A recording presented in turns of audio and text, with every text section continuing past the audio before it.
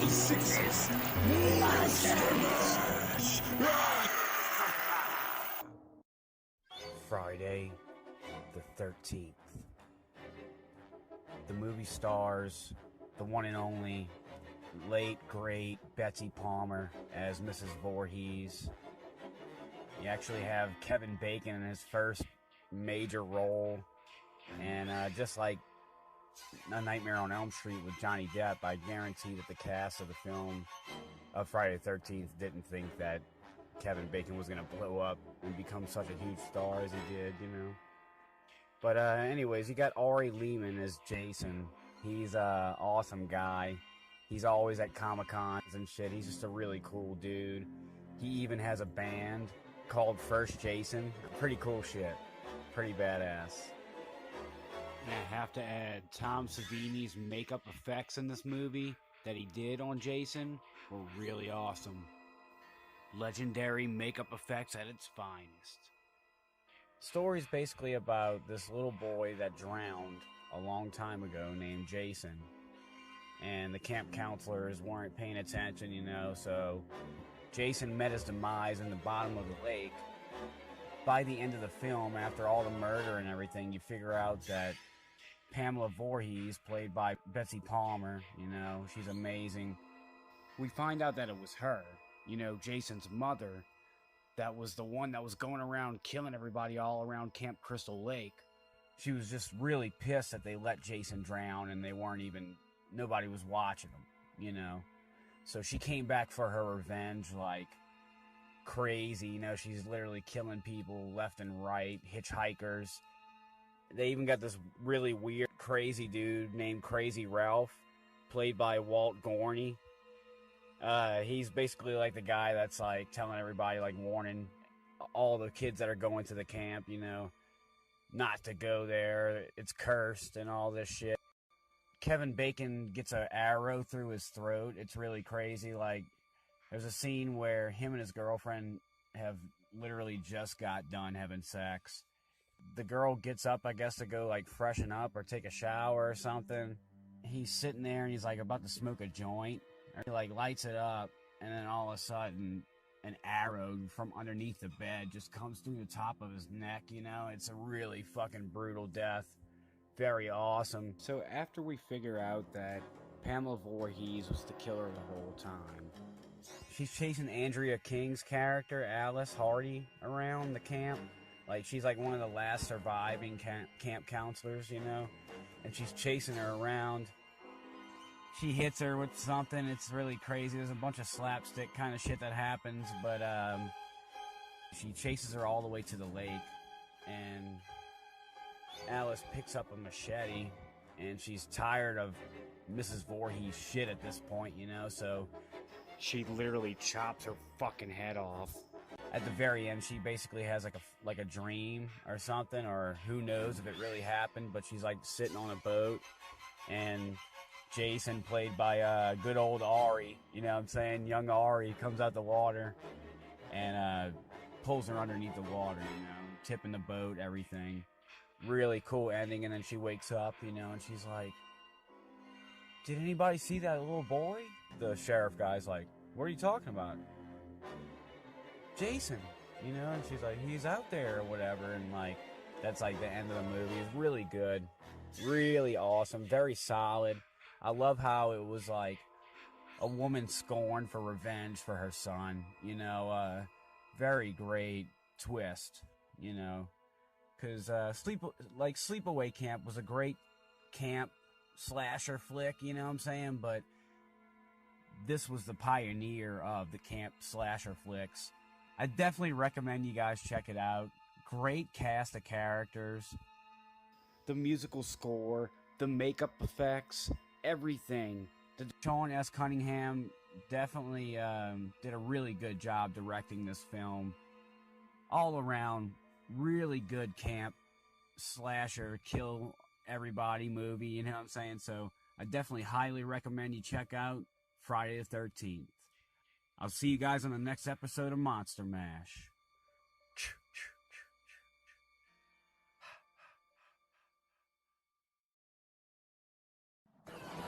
It belongs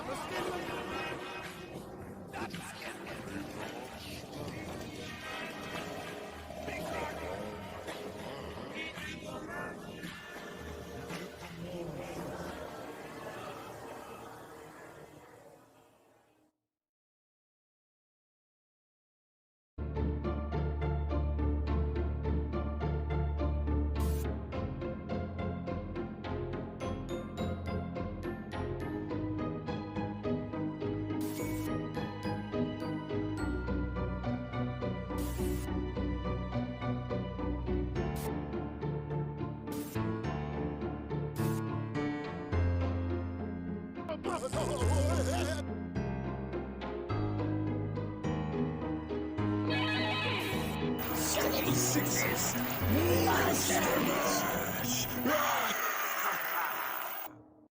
Friday the 13th, Part 2. Scott86 here, back with Friday the 13th, Part 2 movie review. Let's talk about it.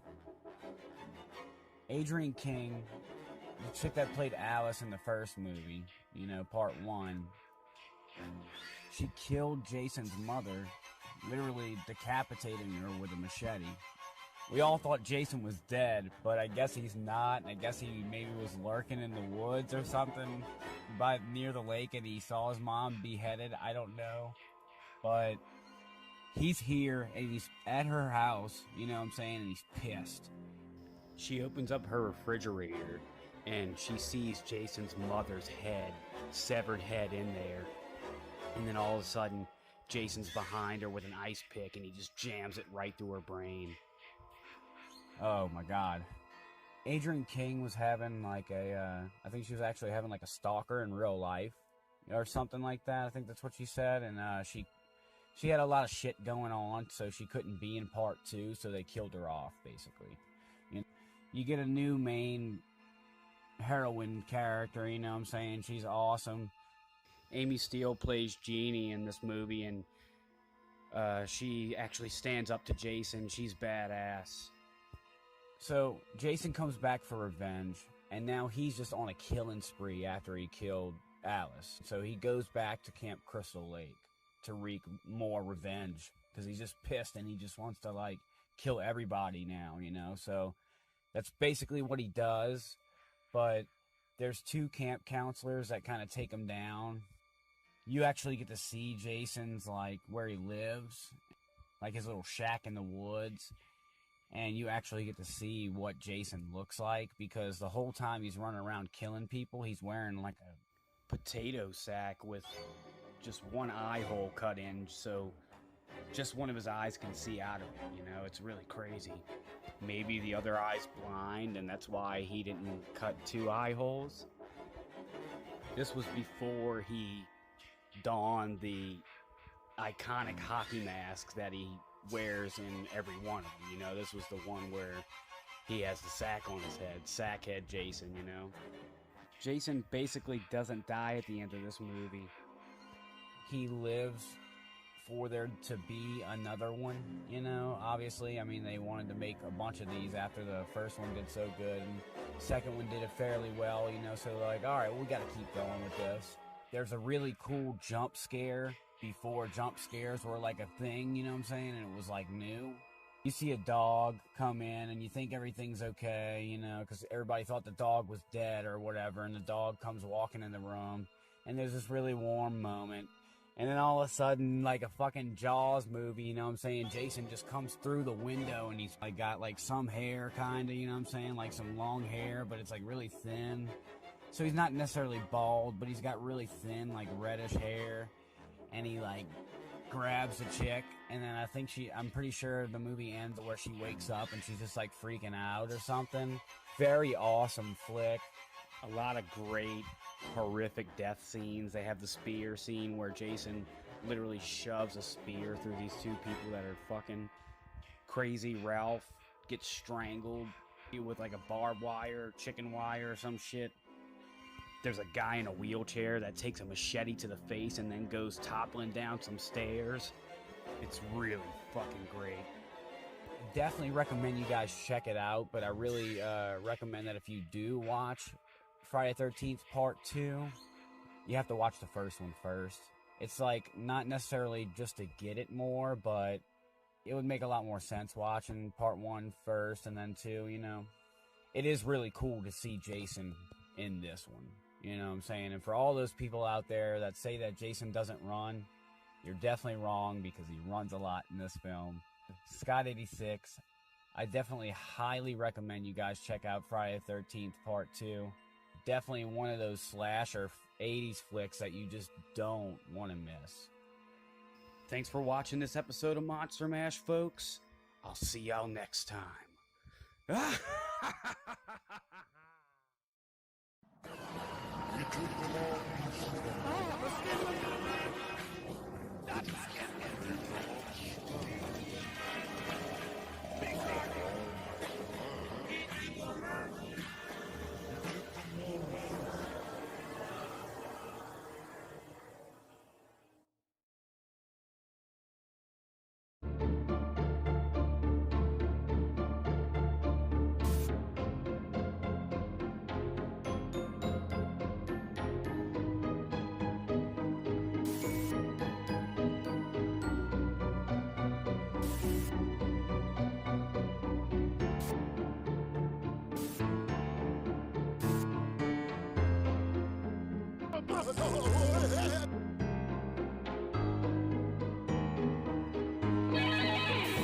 76's Monster Mash. Friday the 13th, Part 3. You got a bunch of camp counselors, and they're all about to go to Camp Crystal Lake, or I think it's called Camp Blood by now. You got your standard, like, athletic dude, his girlfriend, which is like, looks like she was a cheerleader or something, you know. You got the standard nerd guy named Shelly.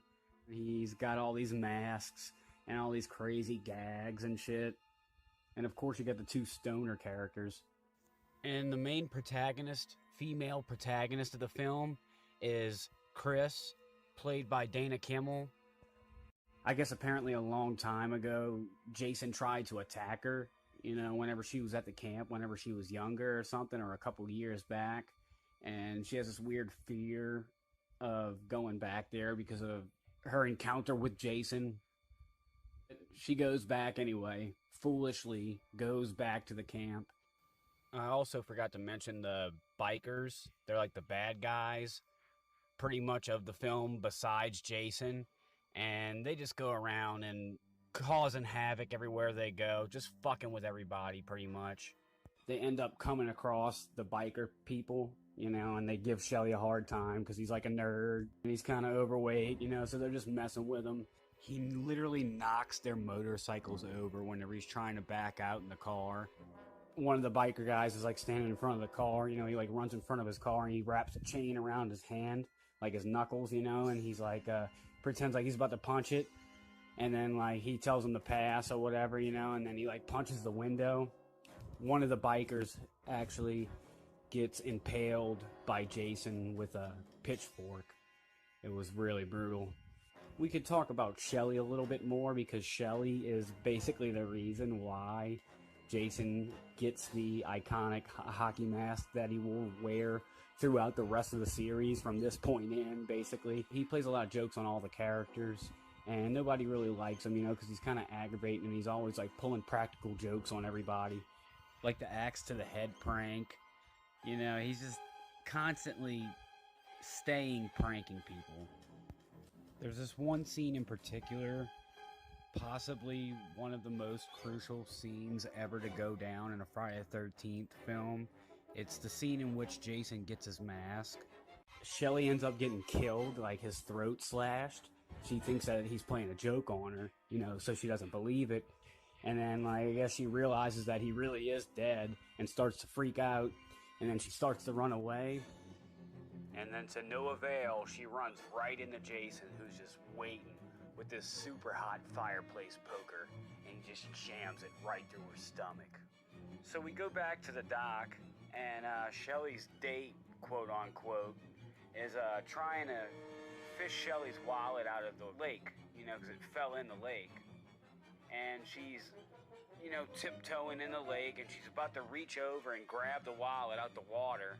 And then all of a sudden, Jason's standing there with the hockey mask on, you know, finally, with some sort of spear gun, just like shoots her from across the dock, right in her eye, and she falls into the water. There's a bunch of really great kills in the film. He literally sneaks up behind Chris's boyfriend, Rick, and grabs both sides of his head, basically crushes this dude's head like a grape. One of his eyes pop out, and it's supposed to be like one of the 3D effects. In an attempt to kill Jason, Chris literally tries to hang him. He's so strong and he's so powerful that whenever the noose is around his neck, he literally grabs it, pulls himself up and off of it, but right before he jumps down, he pulls his mask up and smiles at her really creepily, and like, then he jumps down. Chris also literally like chops him in the head with an axe, and it sticks in his head, and that pretty much is how he gets the iconic crack in his mask that he has throughout the rest of the series. The movie was actually supposed to be 3D, and whenever it came out, it was called Friday the 13th Part 3 3D. they try to simulate it, I guess, nowadays when you buy Friday the 13th. Like, if you buy a DVD or like a Blu-ray of it, it comes with 3D glasses. But the 3D is really shitty and it's not really worth it. You know, it's better to just watch the normal version of it. Definitely recommend you guys check it out if you haven't seen it. If you're a Friday 13th Jason fan, Friday the 13th Part 3 is the one that you need to see. It's definitely a crucial one in the series because for the first time he actually gets the hockey mask and he dons that bitch for the rest of the series until it pretty much practically breaks off, you know, by telekinesis. But that's another review for another time. Scott86, check out Friday the 13th Part 3.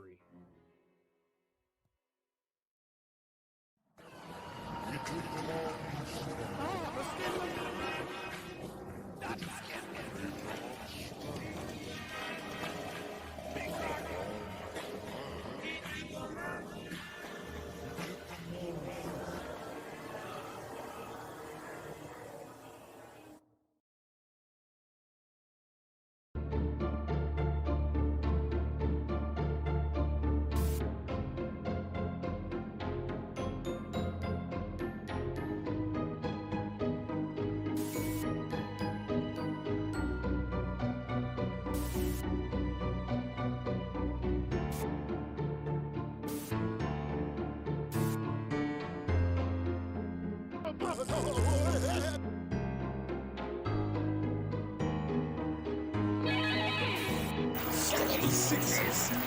Monster Mash.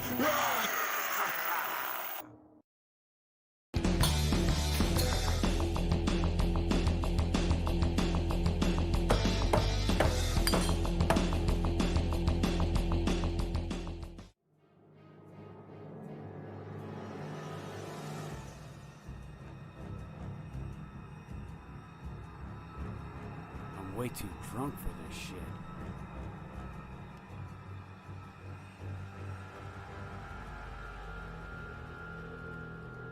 What the hell does that say?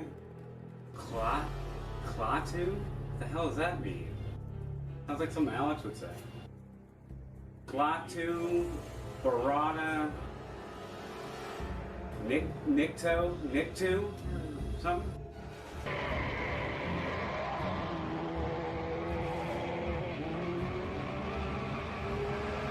Does that say necktie?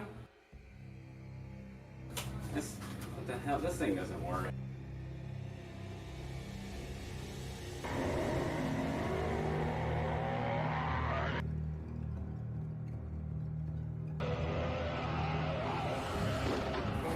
Holy shit!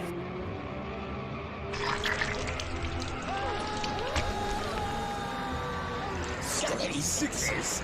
Monster Mash.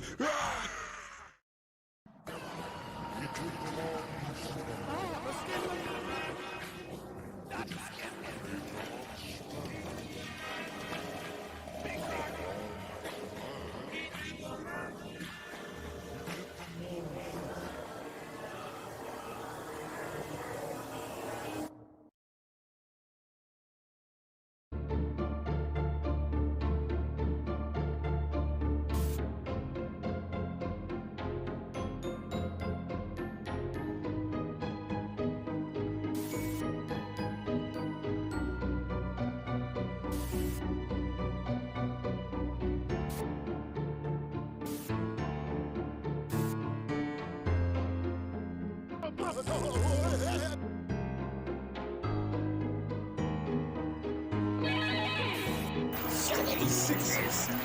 Monster Mash. Hellraiser. Movie starts off with this guy named Frank, and he's buying this weird, mysterious puzzle box. After he purchases the box from this creepy, weird salesman guy, he goes back home to try to solve it. Frank opens the box. All of a sudden, a bunch of chains with hooks come out and dig into his flesh, literally ripping his flesh apart. Then, Pinhead, played by the one and only Doug Bradley, steps into the room to close the box once again. So let me explain to you who Pinhead is for those of you who don't know. He's the leader of this demon crew called the Cenobites, and they're pretty much summoned every time somebody opens the box. We meet Larry and Julia, and they're moving into a new home, and Frank, from the beginning of the film, is Larry's brother. Larry also has a daughter named Kirsty, and he tries to convince her to move in, but she's just not down for it. She's not trying to live with her dad again. So apparently Julia had an affair with Larry's brother Frank, literally days before they got married. Being back at this house, she's already starting to have flashbacks about being with him, basically starting to remember Frank. Larry's trying to help these moving men move a mattress up some stairs, and there's like a rusty nail sticking out the side of the railing. It literally like slices Larry's hand open. Larry's bleeding all over the floor. The blood seeps into the cracks of the wood, like into the floor, and we see like a shot of Frank's heart starting to beat. So basically the blood is bringing Frank back to life. One night Julia goes up into the Frank death room. She basically discovers his gruesome slimy ass, and he convinces her to help him get more blood for him so he can become whole again. She basically brings him all these random guys back to the house. With each victim, he's becoming more and more human. Frank, almost fully regenerated now, shows Julia the demonic box, and then tells Julia about his run-in with the Cenobites and shit. In order not to go back to hell, he must become human again. Kirsty one day sees Julia bringing one of the strange men home, so now she's on to Julia's shit. Kirsty goes into the house and finally discovers Uncle Frank. She pretty much kicks his ass and then finds the box on the floor, and in a desperate act to escape, she throws it out of the window and barely escapes the clutches of Frank. Suddenly we cut to a scene where she's in a hospital now. The doctor comes in and he puts the creepy ass, demonic ass box on the table in front of her, so she's basically left alone with the box. For some reason, she foolishly opens the box up, and all of a sudden the walls open and it reveals this like endless hallway, and she starts walking down the hallway, and when she gets to a certain point she sees this giant thing like in the middle of the hallway, and from out of the shadows comes this giant scorpion monster thing that's like holding on to the walls. The monster basically pretty much chases Kirsty down the hallway until she like barely escapes. Very intense, epic chase scene for sure. Kirsty then meets Pinhead and his crew of demons, and she makes him an offer, a deal so to speak, that if she brings Frank to him, then they will take him instead of her. She runs back home to warn her father of what's been going on. It's too late. Frank has already killed her dad and took his skin, so now he's human again. Kirsty realizes that it's Frank and not her dad. Julia is holding Kirsty, and whenever Dad/Frank lunges towards her with the knife to stab Kirsty, Kirsty moves out of the way, running away. He ends up actually stabbing Julia and killing her instead. Pinhead ends up catching up to Frank. Then a bunch of chains come out of nowhere again with the hooks and impale Frank. Then he's basically ripped apart. Kirsty then gets a hold of the box once again and sends the Cenobites back to hell. After one final face-off against that giant scorpion demon thing, closing the box and sending his animatronic ass back to hell once and for all. So we come to the end of the movie with Kirsty and her boyfriend barely escaping the house, and they're standing outside, and there's a bunch of fire everywhere. In her last attempt to get rid of the box, she tosses it into some fire. All of a sudden, out of nowhere, this giant demon dragon skeleton thing appears and literally takes the box and flies off into the night. It was really fucking crazy. Really great movie. Awesome special effects. The music, the actors, the actresses, everything about it. It's great. So what else can I say? Clive Barker's 1987 horror classic Hellraiser. Check it out, folks. It's a hell of a good time. I'll see you guys on the next episode of Monster Mash.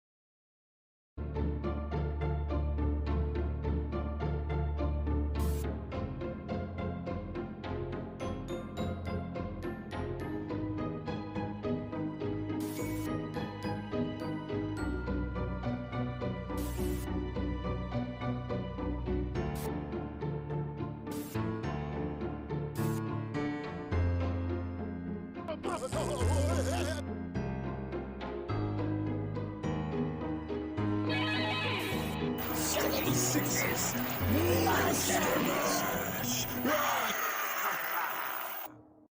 Fright Night.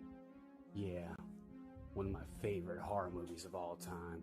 Starring Chris Sarandon, William Ragsdale, Amanda Bierce, Stephen Jeffries. It's just basically a movie about your standard vampire moves in next door.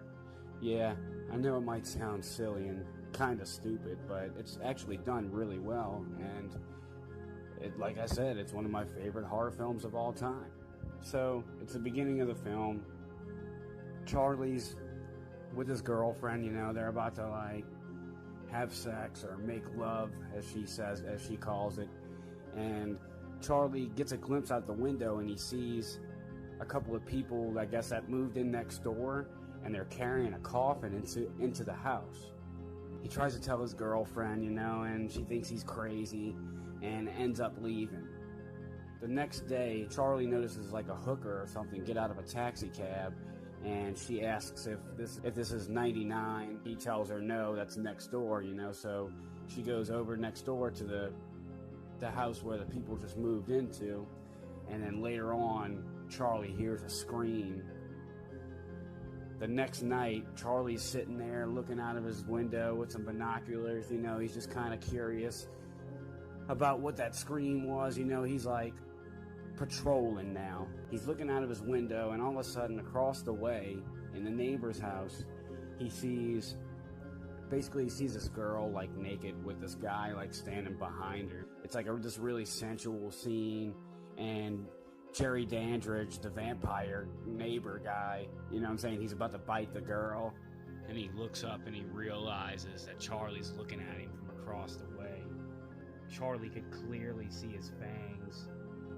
Then with his super long, freaky ass fingers, he pulls down the blinds, and Charlie sees no more.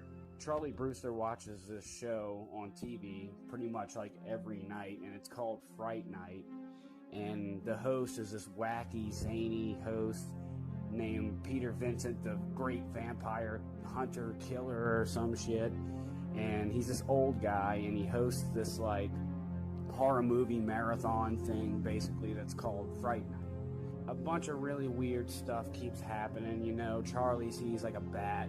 All this shit happens, you know, and he goes to Peter Vincent and tries to convince this guy that there's a vampire living next door to him. The dude basically laughs it off, you know. He's like, you're a crazy kid, you know.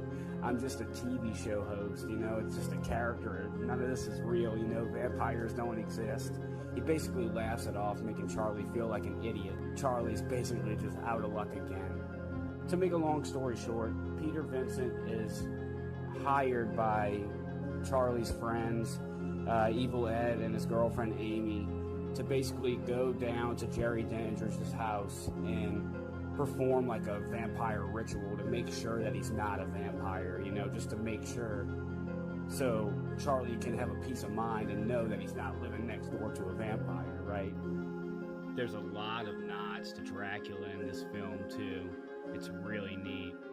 There's a really huge staircase, you know, you got this guy that's basically mind controlled by the vampire, you know. It's really awesome. No reflection in the mirror, a crucifix, having to have faith for the crucifix to work, you know, sunlight killing it, just all this awesome stuff that just goes back to Dracula, and it's really cool how they did that, and they just showed respect towards Dracula, you know. I love it. Amazing. What else can I really say? The special effects were great. The soundtrack was great.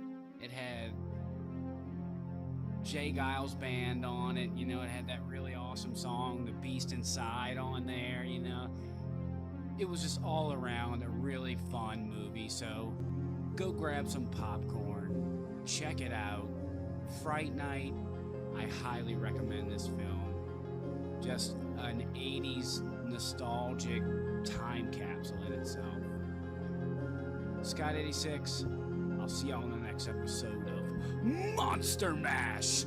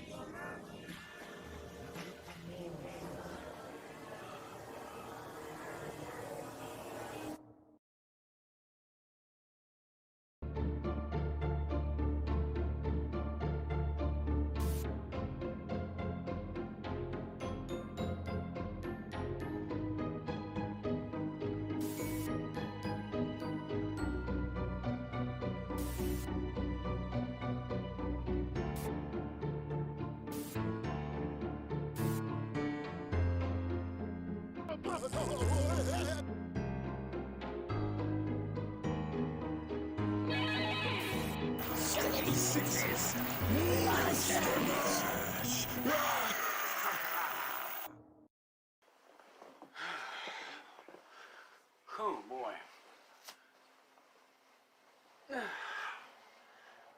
What a long day, man. Long ass fucking day. That's the last time I ever think about getting drunk and or summoning evil ever again. Like, fuck all that, man. I don't need all that shit in my life. So, I guess, what a better way to wind down than by, throwing on a classic horror film and falling asleep, huh? See if Twilight Zone's on. Manager. Where's the beef? Oh.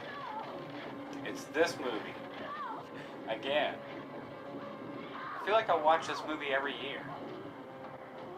I want to see what else is on.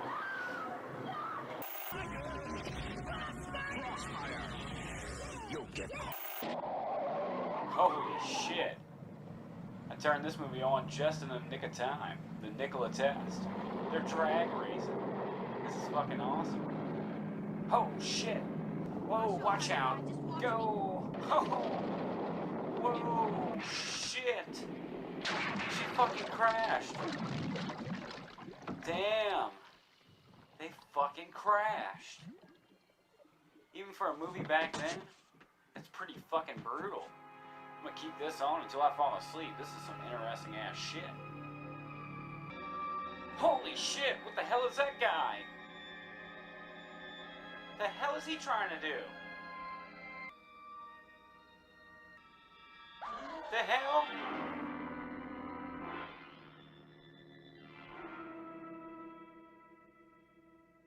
That guy was fucking creepy.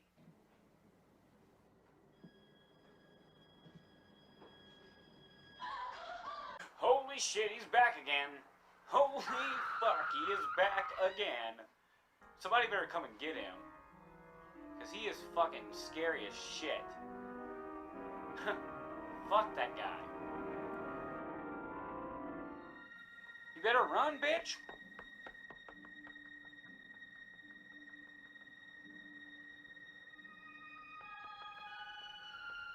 Yeah.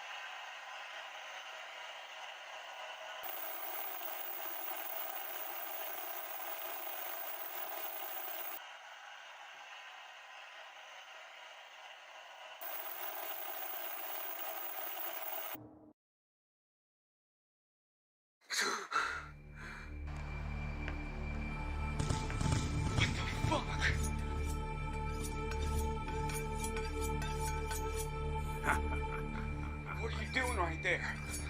What the hell do you want? I want your soul.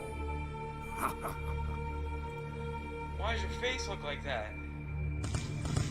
Huh? What are you talking about? This is my You face. look like you're wearing a piece of paper or something on your face. You trying to rip on me? How in the hell am I supposed to take you seriously? Can you take me seriously now, bitch? You remember this face, motherfucker?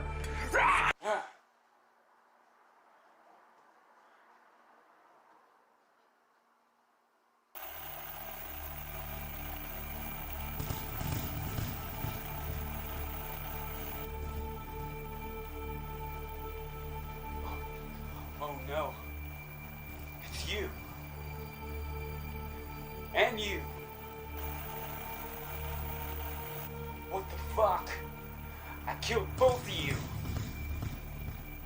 No, bitch. That's where you got it wrong. You thought you killed us, but you only just pissed us both the fuck off.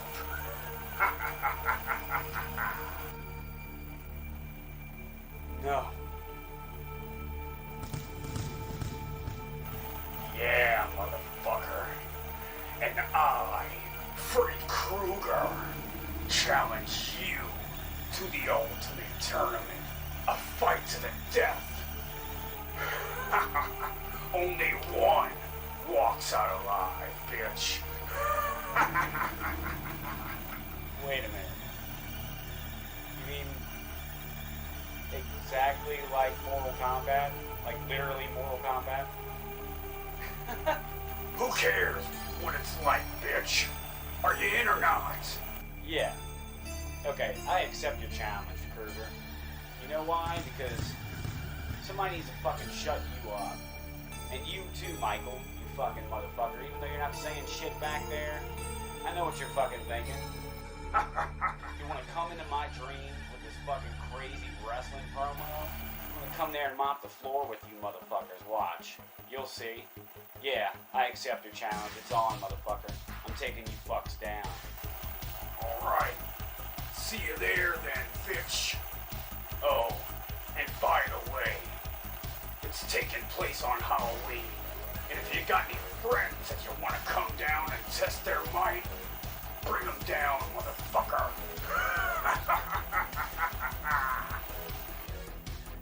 Alright.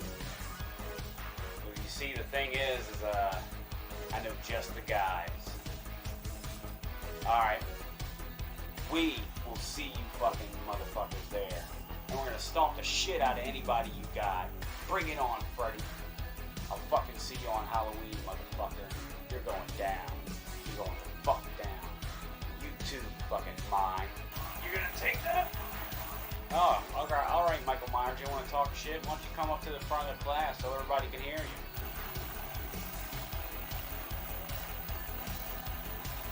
Oh yeah, is that so?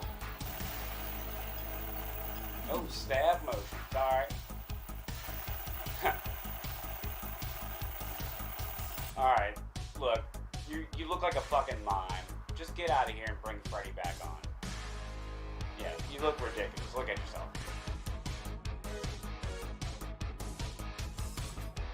Alright, Freddy.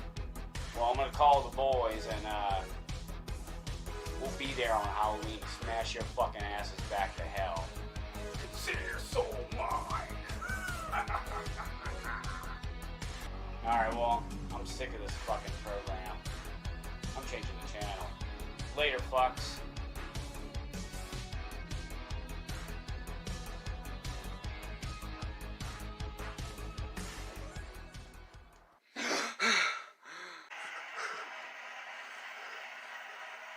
Holy shit. I gotta get up. I gotta call these motherfuckers. Holy shit, I got a lot of work to do.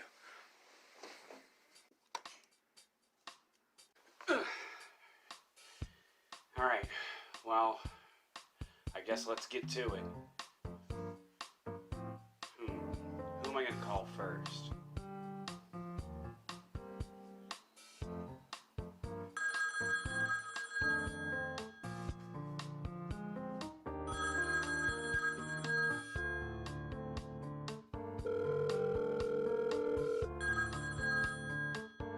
Hello? What's up? What's up?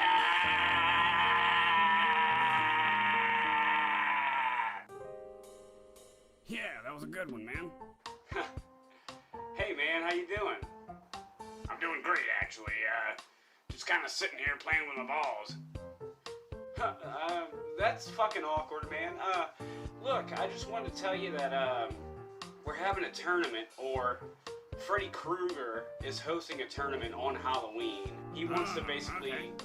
destroy me in front of the entire universe. He said that I can bring along anybody that I want to fight in the tournament, alright. you know, and have a chance to be the winner. Well, I just kind of figured you were bored because, I mean, your franchise hasn't really done anything in a while, you know, so you kind of been just sitting around playing with your balls, like you said. Yeah, you're right. So I guess what I'm trying to say is would you be down to come partake in a fucking bloody-ass fight to the death tournament? Alright, man. I'm in. I'll see you there. Alright, man. Take it easy.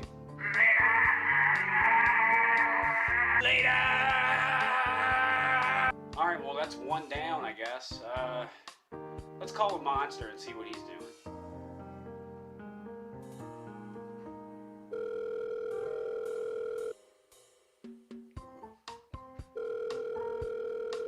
Hello? Yo, hey! How you doing, man? Me playing GTA. What you want from me? Oh, cool. You're playing GTA? Nice. Which one? Me play San Andreas. Well, of course. One of the best ones, for sure. Exactly, no question. Hey, look, I was just kind of calling because I was, sort of curious and, just kind of wondering if there was any way that you would be down to fight in a tournament against, Freddy Krueger and, possible other foes. Oh, no, me can't. Me have to beat GTA. Ah, you can't, huh? Well, I mean, it'd be really cool to have you there. I mean, it'd make things a lot more interesting. Well, me can't. Me have to play game. What can we say? Shit, I got an idea. Hey, I forgot to say that, Grim Reap is gonna be there. What the fuck? Grim Reap? The fuck, mother... Ah! I hate Grim Reap. Me hate Grim Reap. He hates Grim Reap. Ah! Okay, me be there. Alright. Me been waiting for this moment me whole life. Your whole life? Yes, that's what me said. Oh, okay. Alright, well, see you there, man. Peace. Later. Okay. Me get back to game. This one for Grove Street, fool. Well, that was easy. All I had to do was mention Grim Reap, and he's down now. Yeah, I hope Ghostface doesn't get too pissed at me. Alright, so that's 2 down. There's one more guy that I can think of, And I think he's just perfect for this shit. If there's anybody that deserves a fucking right to destroy Freddy Krueger, it's him. Let's see if he's fucking home. I really hope he answers.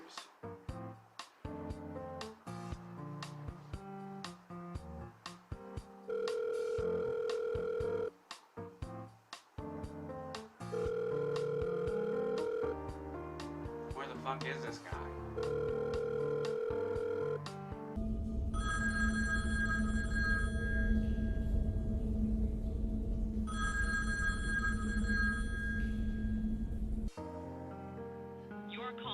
Alright, so nobody answered, and now I'm getting a voicemail.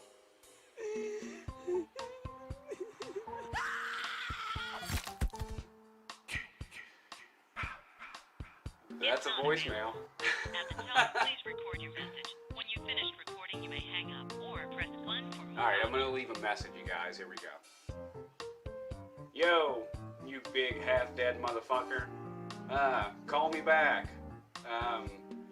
Freddy Krueger is hosting a tournament, like a fight to the death tournament on Halloween. And he wants us all to be there. So, I guess once you get done doing whatever you're doing, just give me a call back. You know I can understand what you're saying.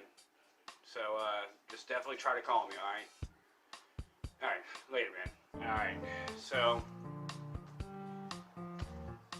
I tried to call him. Hopefully he gets my voicemail. I wonder what that big-ass motherfucker's out there doing anyway.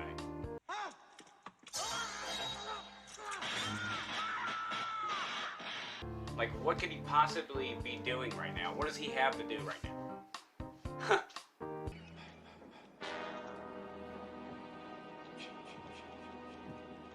I guess I'll just keep my fingers crossed and hopefully he calls me back. Either that or hopefully he just fucking shows up there. If you're watching this, Jason, you better fucking be there.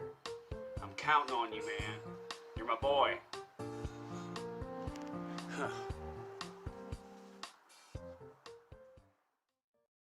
You have one new message.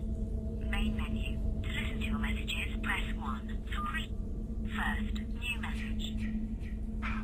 Yo, you big half-dead motherfucker. Call me back.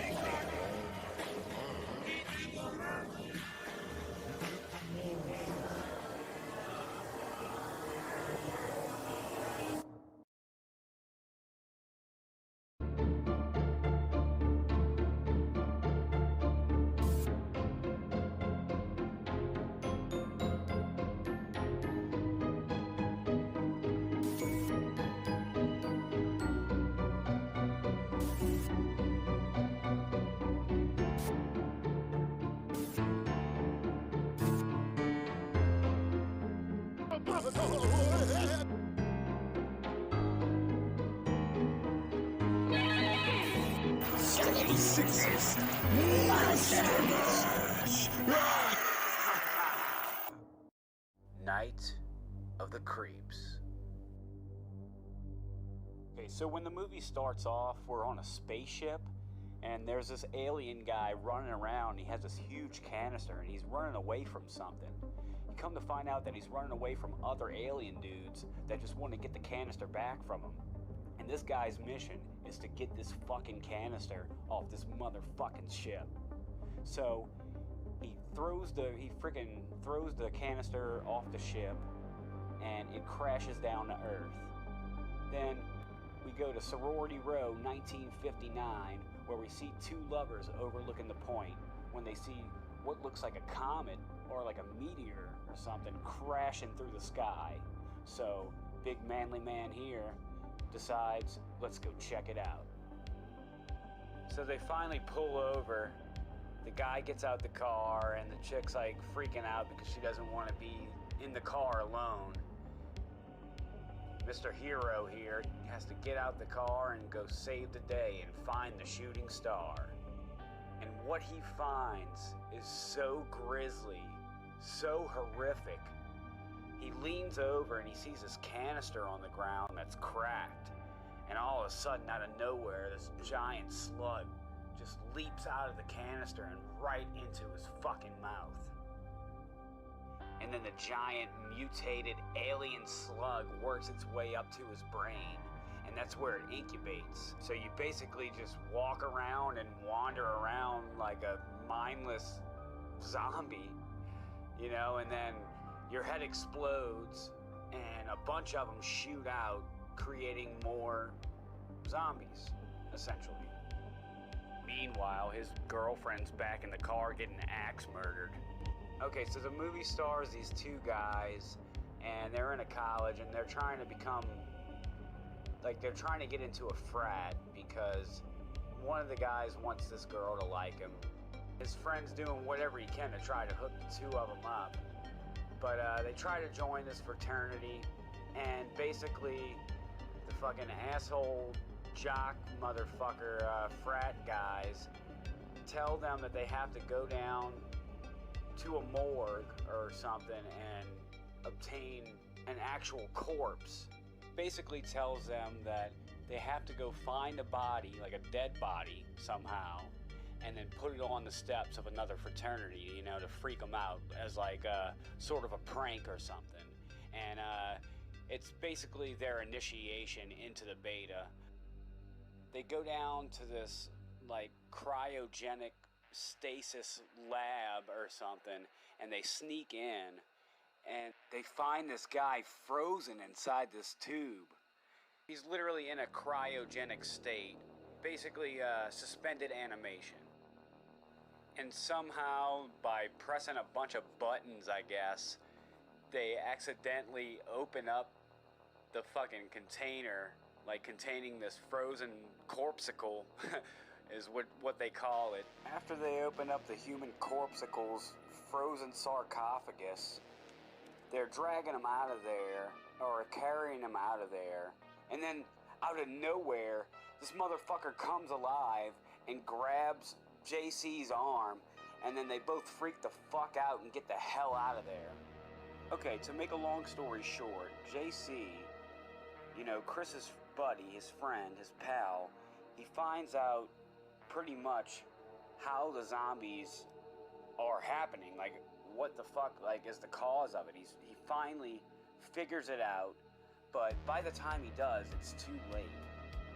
He's in the bathroom, and he hears some sort of a commotion, and he looks out of the stall, and he sees a dead body on the ground with its head split open, and there's slugs coming out of it. So he freaks out, and he has a pack of matches, and he drops the pack of matches, and he leans down to pick it up, and one of the slugs just like goes right across, and it scares the shit out of him. And then he hurries up and he picks up the pack of matches, he lights the fucking match, and he successfully like burns one of these fucking slugs. So he gets a little confident, and then alien slugs goes right up his fucking pants leg, and then he jumps off the toilet seat and falls onto the floor. And he sees a bunch of these slug things just fucking slithering and fucking sliding and like zooming across the floor. And then one of them just zigzags its way right into his fucking mouth, and that's the end of him. The ending of the movie is such an epic finale. It ends with Chris and his prom date Cynthia just fighting off hordes of zombies with flamethrowers, lawnmowers, and shotguns. It was fucking badass. I remember it like it was yesterday watching this fucking classic film whenever I was a kid. Then you got my boy Tom Atkins in there just being badass as fuck throughout the entire film. He has so many one-liners, it's ridiculous.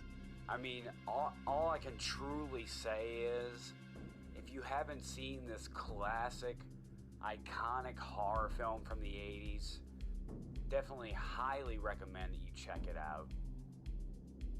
There's heads blowing up, people getting set on fire. This shit is fucking badass.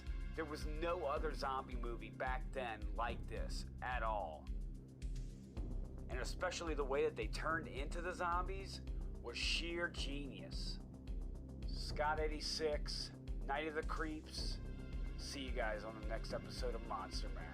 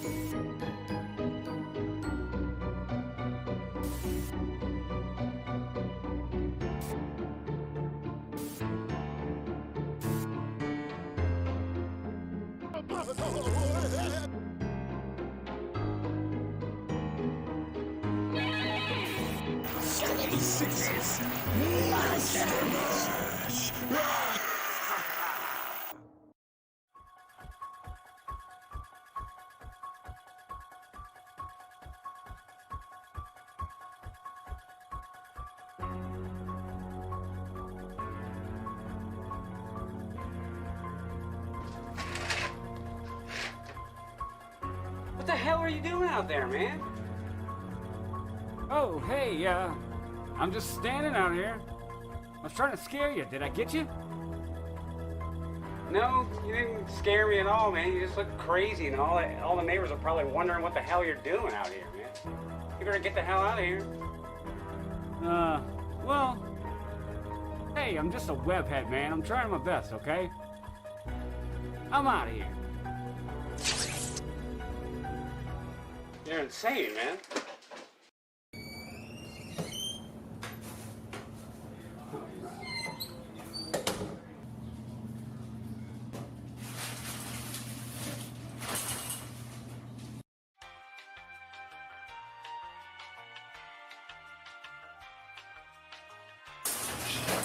Oh shit, what the hell are you doing, man? Trying to take a shower, man. Oh, look at this. It's not even real, man. It's not even real nice. Check it out. You remember that movie, Psycho? Get the hell out of here. Huh. All right. Sorry, man. Get out of here, you little pervert, or I'm gonna slap you silly. 3 hours later.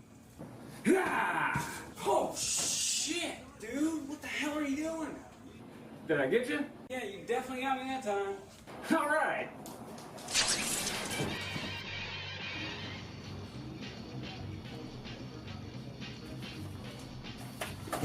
Huh. Oh, you kind of scared me a little bit. All right, dude. All right, what's the deal, man? Why are you doing this? What gives? I'm not trying to really scare you, man. I've been trying to train you this whole time. You're trying to train me? Yeah.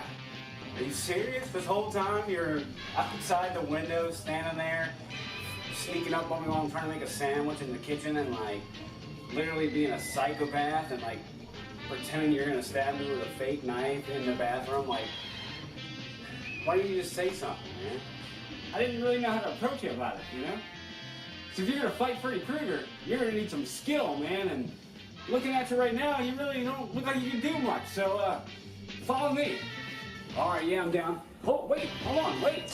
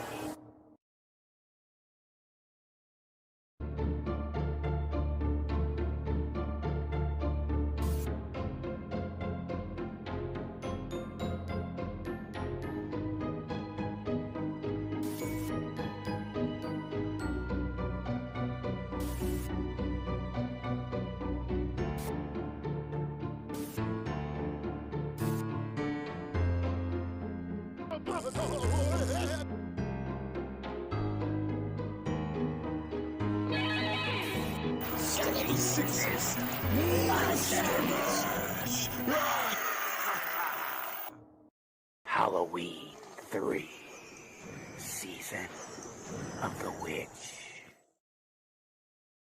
The movie stars Tom Atkins. Yeah, that badass cop guy from Night of the Creeps. In this movie, he's not a cop.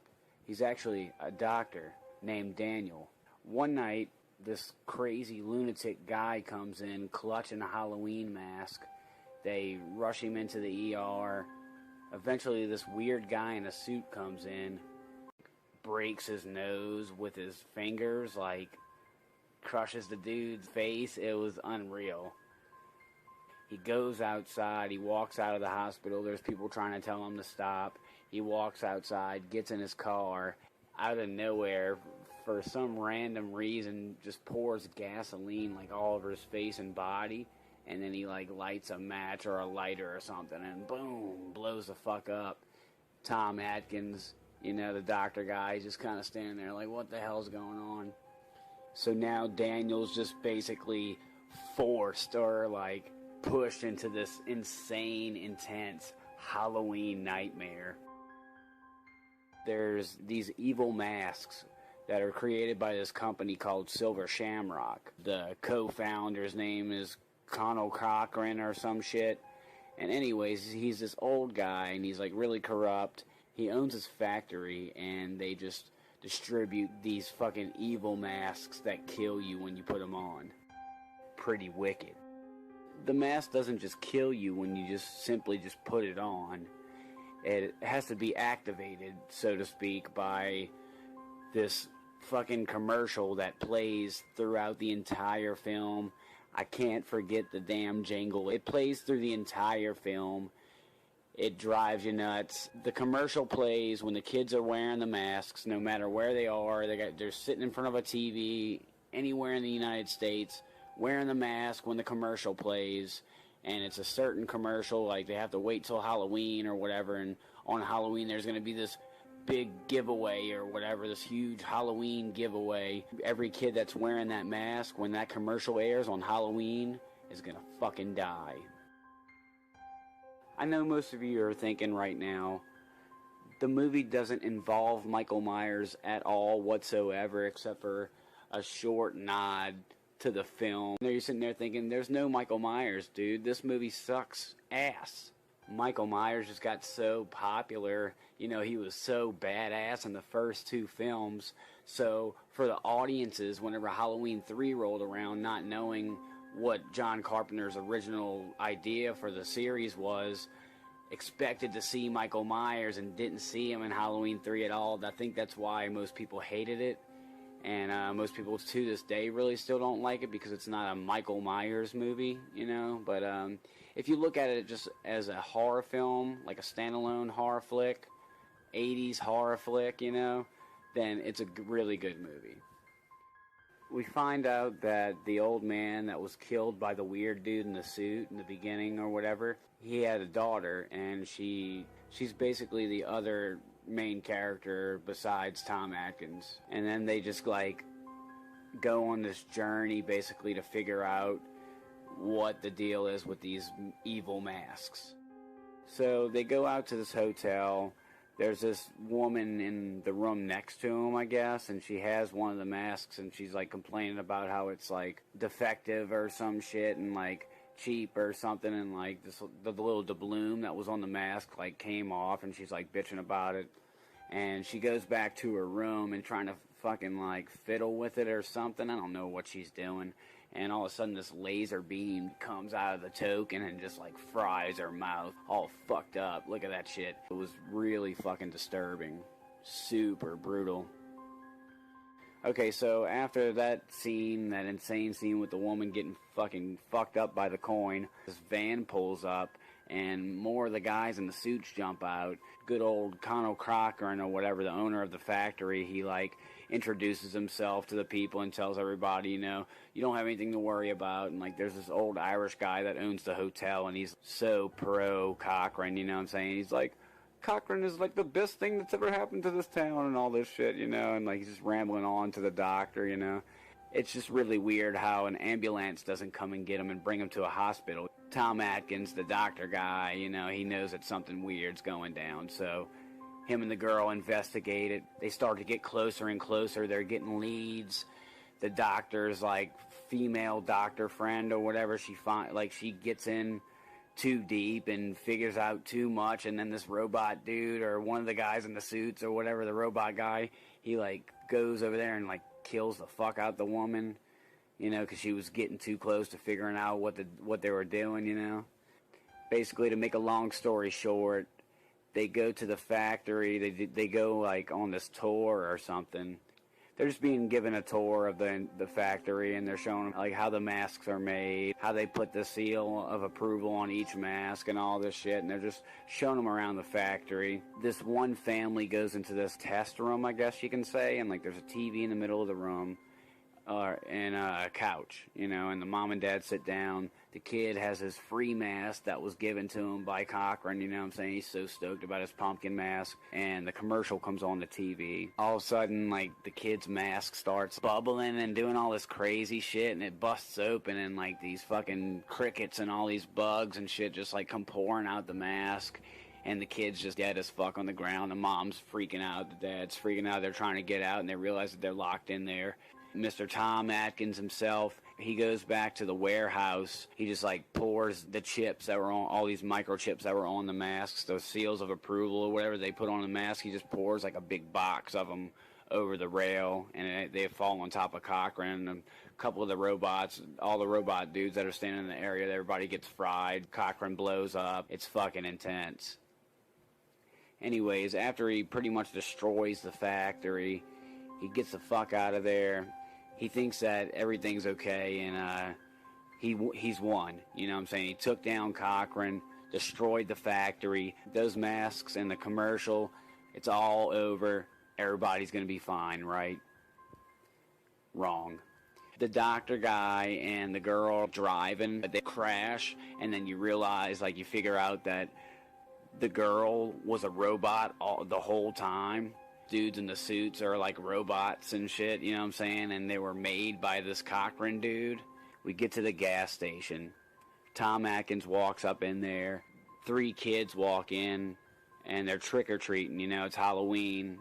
And they all 3 have the silver shamrock masks on. You got the witch, the skeleton, and the pumpkin. All of a sudden, the commercial's popping off on this TV.